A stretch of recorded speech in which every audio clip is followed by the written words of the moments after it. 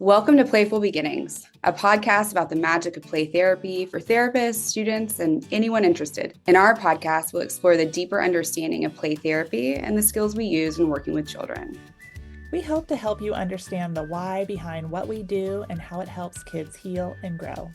I'm Dr. Christy Opiola, a working play therapist and university professor in North Carolina. I'm Dr. Maggie Parker, a play therapist and professor in DC.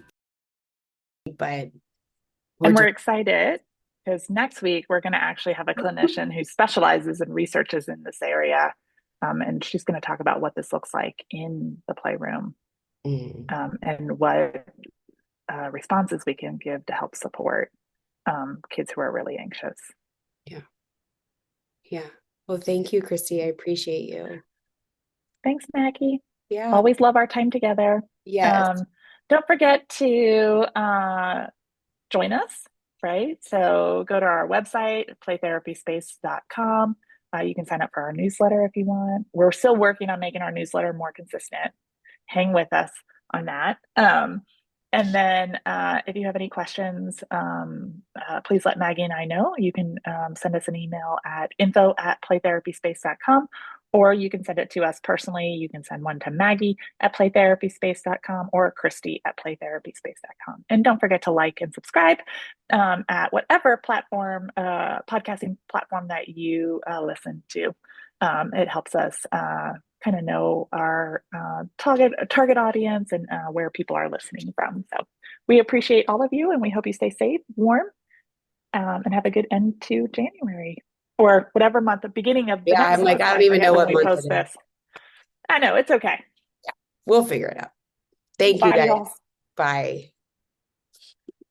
Different based on developmental age. And then I also kind of want to go through just a little bit about how girls and boys may differ, how gender identity can influence. Because they do, right? So for girls, you may see a lot more of like internalization, so kind of withdrawal, being quiet.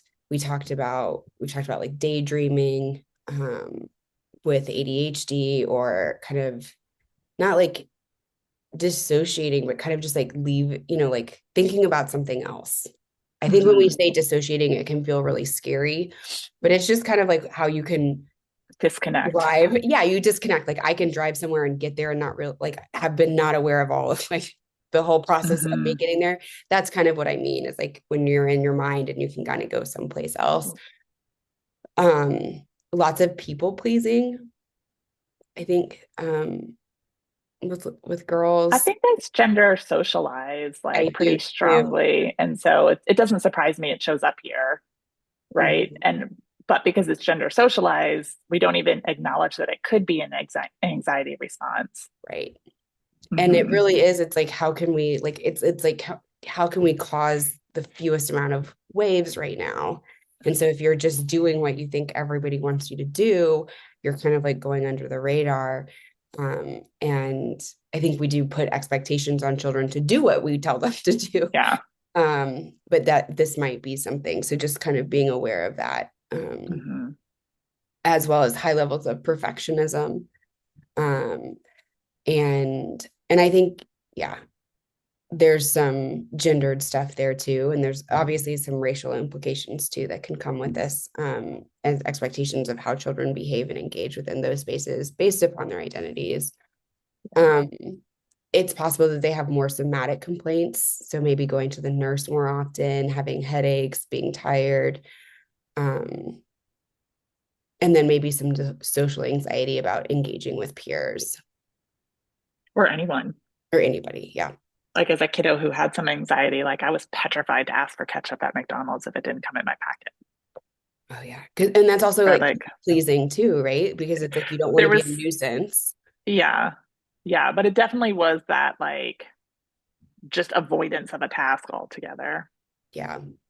So, and then if we look at this with boys, and I do want to say as we're talking, and Maggie, thanks for saying this earlier, right? Like these are ways kids are taught to express themselves. So these could be gendered, or these could be like taught within family systems, Like, what are we Mhm. exposed to and modeled? So be mindful of that. Although we're talking about maybe biological differences here, not boys may show some girl related symptomology, and girls may show some boy related based on kind of like their patterns at home or socialization or Mhm. um, just personality and some other stuff. So I do want to also Yeah. note that. But so boys may show up uh, oftentimes, right, as really externalizing their challenges, meaning they're showing it to the world. So they're making it known to other people that they're struggling. So you're Mhm. going to see some externalized behaviors that may look like anger or defiance, because it may not be okay to be vulnerable to share. And so they need to, right, like kind of toughen up. And so they're going to expel that anxiety in tougher ways. um, we also sometimes see this as risk-taking behavior. So like their compass of safety gets a little skewed, and so they're going to do things that put themselves in danger, based on like the anxious anxiety feelings that they have going on inside. Or they can disengage, Mhm. right? And they'll do that instead of having to like mask themselves or like to protect themselves so other people don't catch on to what they're experiencing internally. And then the other way that sometimes this shows up is that it may show up physically. So Yeah. you'll see um, them needing to exert things more physically. So um, I think of a kiddo that I know who, um, was always doing like high contact type of activity. So like jumping, running into things, right? Like just constantly needing their body in movement all the time, as a way to kind of manage the anxiety that they were experiencing inside, popping their fingers. Um, I was trying to think, making noise that, like there's all this physical release of the internal anxiety that they're experiencing and then internal unrest that's happening. I see a lot of like biting of sweatshirts, biting Mm, oh my gosh. blankets, like they now have like jewelry that you can use. It's Hmm. it's very interesting to see because I have two children that are so close in age with different gender identities and how this shows up. And you can see it like night and day with my son. If there is feeling of embarrassment or anxiety or that he's messed up in some way, he gets very angry and defiant. Well, you did this and you did this.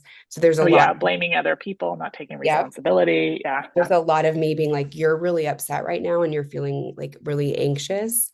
And so you are lashing out at me to feel safer. And I choose not to be spoken to this way. Whereas then Molly will behave much differently.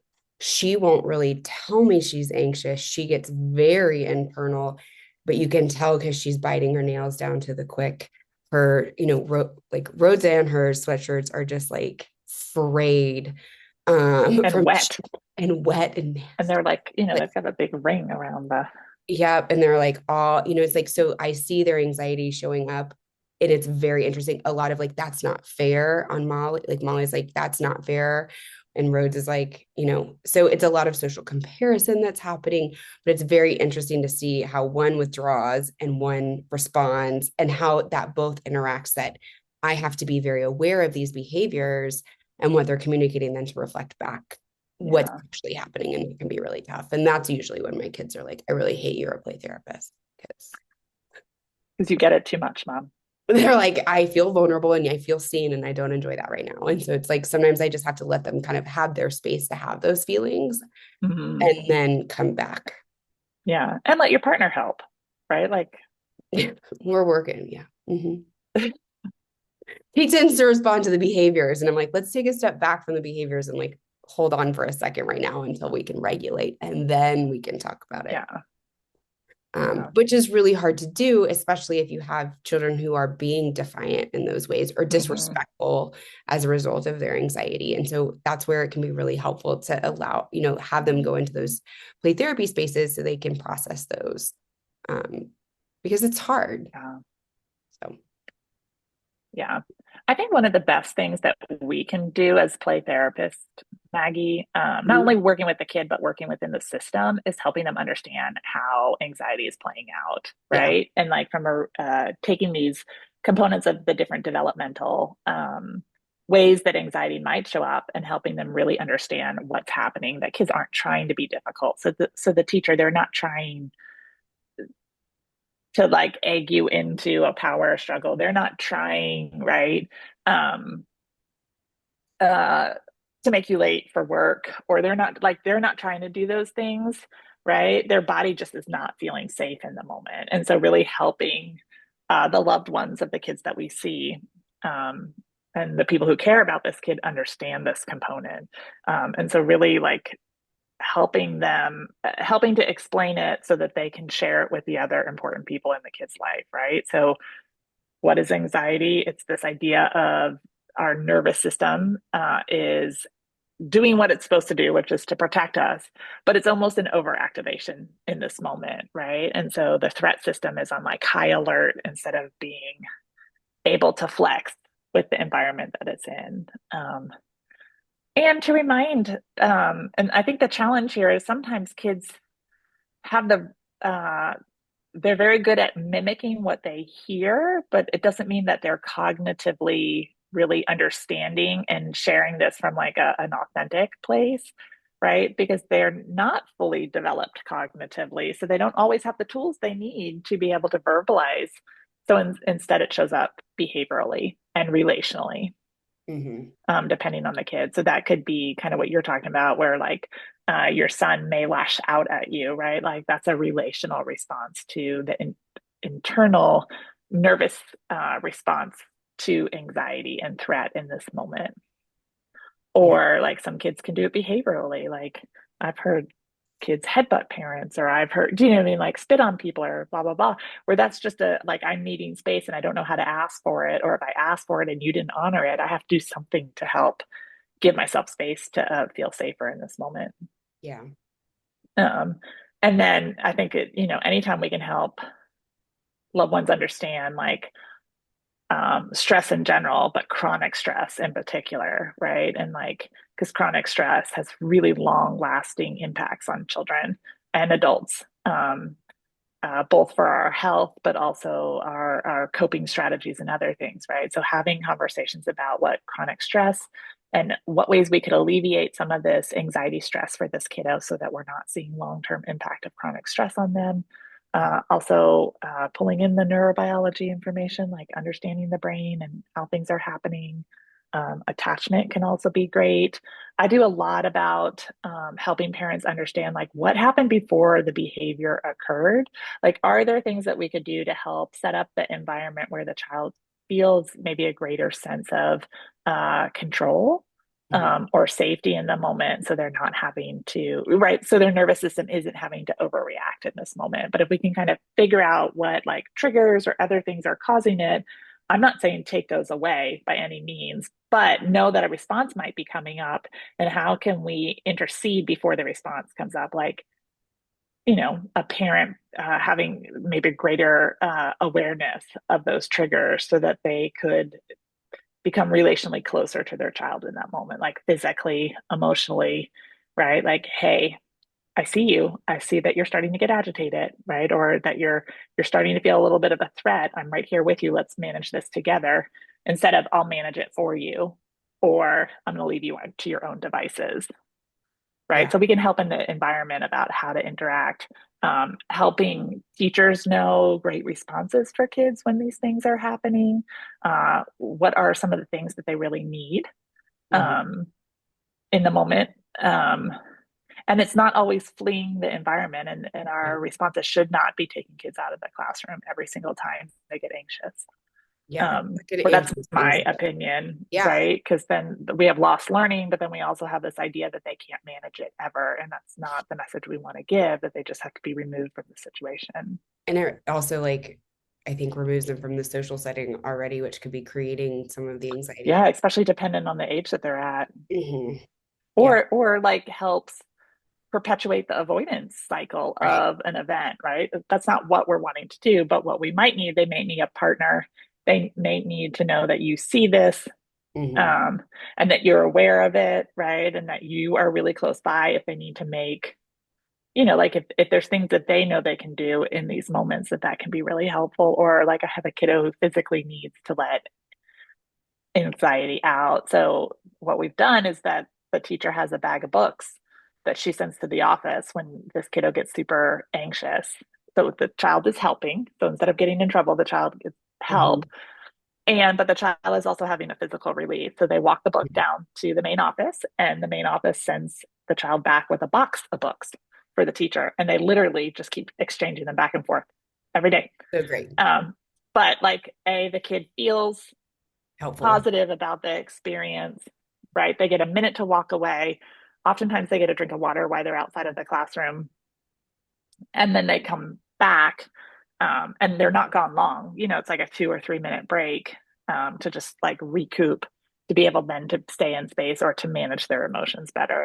And that has been a helpful tool for this kiddo, in this Right. environment. Well, and if you think about it, like the increased self-esteem that one, he's capable Oh, of yeah.